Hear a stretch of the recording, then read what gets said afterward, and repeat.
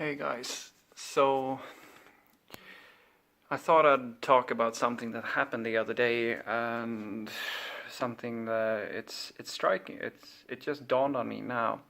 So yesterday I had a little bit of an argument with one of my colleague Mark, and I mean to give you some background on this guy, he's in his 50s and probably one of my personal role models when it comes to coding.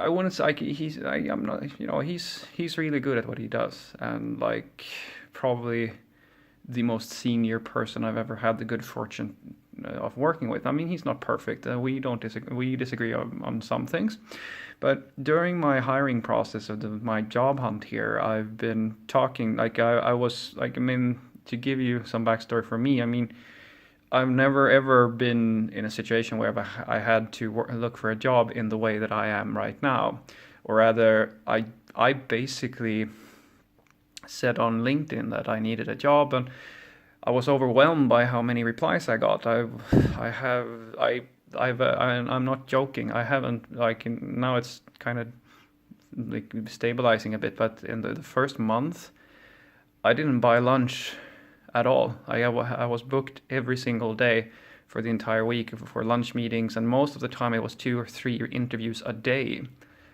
And in essence, I talked about that obviously to my colleagues, because when you have to know something about me. Like, if you ever think I sound like pretentious or pompous or like I'm a know-it-all, I'm sorry about that, because I'm not that person. It's just that it's like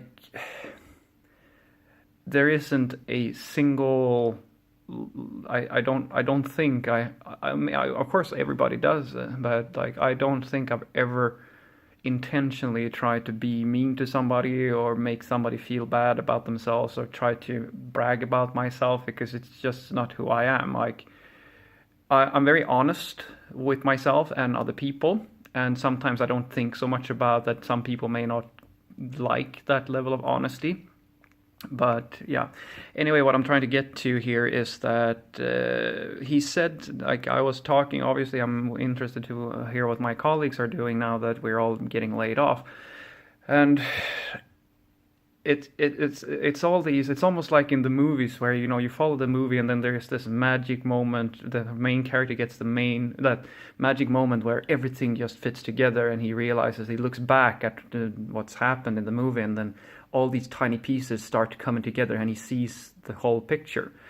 And yesterday I got into an argument with my colleague about this job interview I went to, and I felt that, like, they were promoting as like certain technologies and tools in their advertisement, or their job the job description. And I came there and I talked to the person there, and I felt like like it was a big waste of time, because like I had to really fight to get a clear picture of what was actually going on at the company, because he was trying to hide a lot.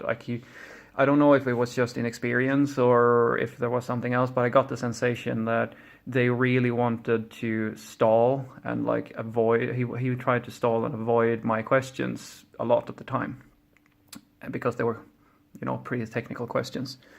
And so I came back to my office and I said to my colleague, I talked about it, and then he started he started laughing, and then he said that, you front end guys are so, like, you're so spoiled. If you're a real developer, you should be able to take any job. It shouldn't matter that, it's not the latest perfect technology, because if that's all you're looking for, then I wish you luck with finding that job, because that's not the reality. And I felt like my motto is that I like to joke around, and I've said this to him as well. Like, to me, everything is okay to joke about if it's just a joke. If I can hear that you're just having a laugh, even if it's at my expense, I don't care. Like, I love joking about myself and like having people join into the fun. But and if I can hear it's just a joke through and through, then it's fine. But if I hear that there's something sharp underneath, that you're hiding criticism or resentment under a laugh, because a lot of people do that, then you and I have a problem, because then it's not a joke. You're just trying to hide it. You're trying to hide it. And that's what I felt. So I talked to him, and I was trying to like figure out why what's the like, why is he like attacking me is a strong word, but why is he doing this? And I said, I mean, like, let's be honest. I mean, we are all looking for different things from a job, and for me, it's about trying to work with the as close to the latest technology as I can. I mean, and I know that that's not an easy thing to find. And it's okay if a company doesn't do that, but it's not the company for me then. And I thought that was a fairly reasonable argument, but he wasn't having any of it. And it was only now, the day after, where I started to put pieces together, because previously he had said to me, we usually talk in the mornings, and he had said that I was asking him about how his job search is going, and he said that, you know, it's when you get past 50 or and so forth, it becomes, even if you're really, really experienced, it becomes very difficult for you to get a job interview, because people like they're like the companies are looking for guys of my age or younger, like between in 25 up to I think 40 or something like that tops. That's the sweet spot for people who are hiring developers. So, and basically I didn't think about it at the time. I just thought he was blowing off some steam, but it seemed like it's now that I realized that maybe, like, he even said that the reason why he took the job at Ticketmaster was because he couldn't find anything else, even though this guy, he's literally been at the dawn of like where programming became a profession. He is the closest thing to a like a super developer that I know. And it's as I said, like, it's only now that I realized that, hey, maybe he's having a rough time. And here's me, you know, just talking about how stressed I am over having too many jobs. Like, I even made a video to try and create a process around knowing which interviews to go to and so forth, and I'm talking about that all the time, and here I'm completely forgetting that maybe that's not the case for him. Maybe he's having a really rough time, and I know that like he's a bit stressed out about certain things, and like he has a family situation, well, not a family situation, but I can imagine, like, and I started thinking about his situation, and he said to me, Fredrik, please remember this, because this is an important lesson, and I didn't think about it when I was your age, and yeah, I just want you to remember this. When you get past 50, things will slow down for you, and so forth. And my reply was that my hope is to one day be able to be a teacher. Like, I started, before I became a programmer, I wanted to be a teacher, and I still do.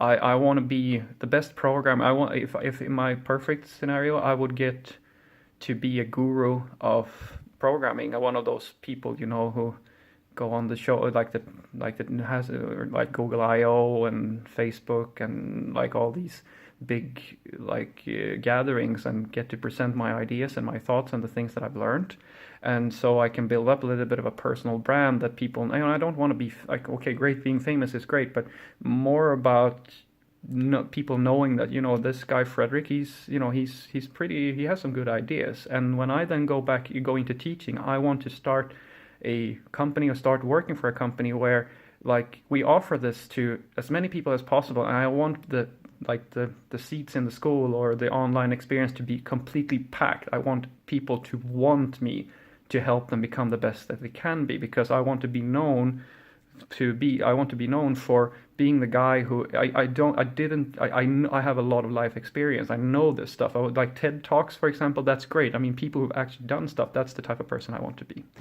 And my thought is that, you know, when I get to be in my 50s, that's a fairly stable situation to be in, because, you know, it seems to me to be easier to get a job as a teacher at that age. But I'm going to talk to Mark today and like see if I can apologize to him, and see if I might be wrong. Maybe it was something else, but that's probably the biggest mistake I've made since I started this job hunt, that I simply forgot to think about the people who may not have an as easy experience. And I want to do right by them. I remember when I released my video about on LinkedIn where I talked about what I did at Ticketmaster, and that's from my perspective, and I'm talking about myself. And a few of my colleagues, even though they're hiding it, they were a little bit upset because they felt as if I was only like I didn't talk about them, or I tried to tell them like I'm sorry, but I'm trying to like if somebody is coming and watching my profile and looking for like information on me, it's then it's going to be about me, of course. And I felt that I took that in, I slept on it, and I realized that hey, I need to make another video, and I did, and I talked about my colleagues because they are amazing. Like I've learned so much. It was the best career move I've ever made to start working at Ticketmaster. Not because the company is great, but because the people there were like they're really great. So if I've done something unintentionally, I want to fess up to that, and I'm going to see if I can apologize to Mark and hear him out and see if I can help him in any way. But yeah, that's basically it. So if you're in my situation and you're looking for a job and you're fortunate enough to have an easy time doing that, remember that that's not always going to be the case, and try to remember that there are people around you that may just need you to listen to them and show a little bit of